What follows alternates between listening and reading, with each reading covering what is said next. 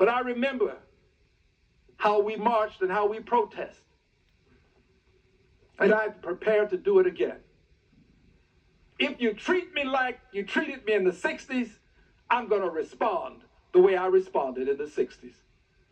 It is time for us to use the same level of incivility that was used in the 60s for a noble cause, to save Medicaid, to protect Medicare, to prevent the demise of Social Security. It is time for us to take that stand. Incivility emanating from the highest office in the land cannot be tolerated and has to be negated. I did it, and I have said to people, while I respect others, and while I absolutely was cooperative when they led me away from the floor, but if circumstances permitted, given what I know, I have to be candid. I would do it again.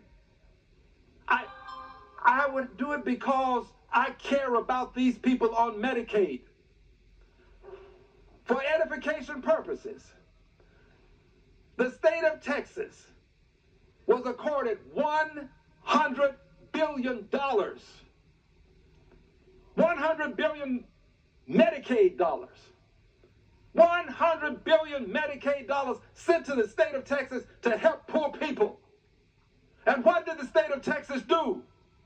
The state of Texas rejected $100 billion for poor people and Medicaid. 100 billion, not million, 100 billion.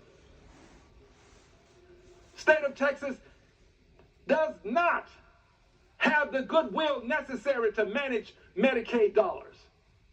If we block grant this money and send it to Texas, those who are in need of it will get less of it. We have to stand up for them. They're among the least in our society. Unfortunately, we have to stand up for them. So I'm standing up for those people. I will continue to stand, and I will continue to tell the world that this incivility has to be dealt with. We have to deal with the president's incivility. The name calling never ceases. Maxine Waters, he has assaulted verbally. Miss Wilson from Florida. The list goes on and on and on, as Congresswoman Waters is known to say. On and on and on. We sit and we watch with civility as he employs incivility. Yes, I said earlier, and I'm retreating to the point, that he has been given a certain amount of immunity. He has not been given absolute immunity. But he seems to have an inordinate amount of influence with his party. Inordinate. I see people doing things that I never thought I'd see them do. I see people who are conservative, that I have great respect for, doing things that I never thought I'd see them do.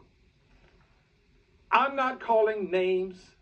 I'm just saying to you, friends, the president has an inordinate amount of influence.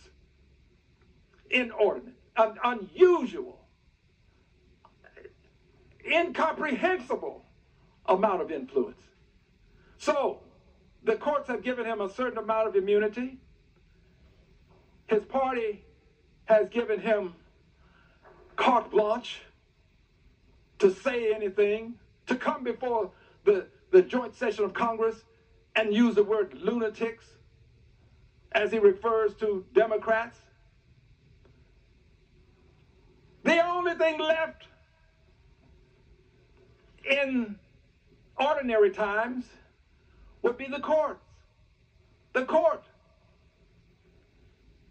Court orders are to be obeyed.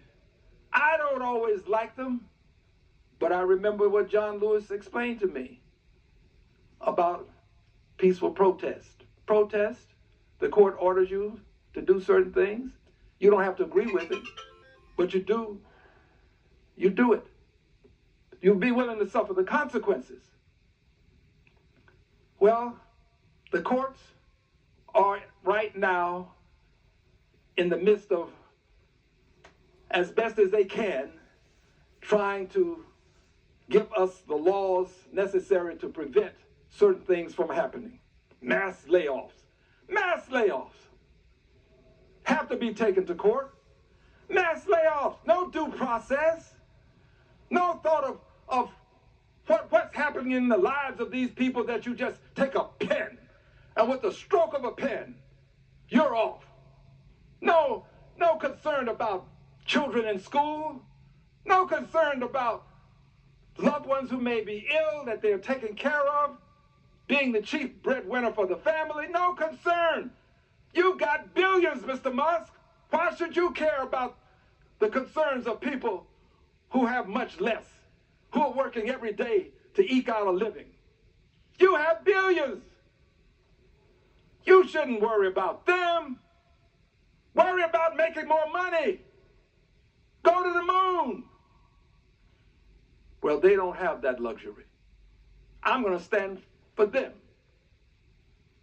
Mass layoffs without any consideration.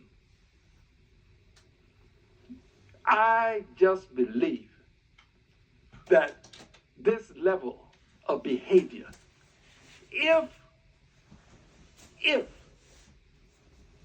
conducted, committed, engaged in by one Barack Hussein Obama, when he was president, if he behaved in this fashion, he would have been impeached. He would have been impeached. I will go to my grave with this belief.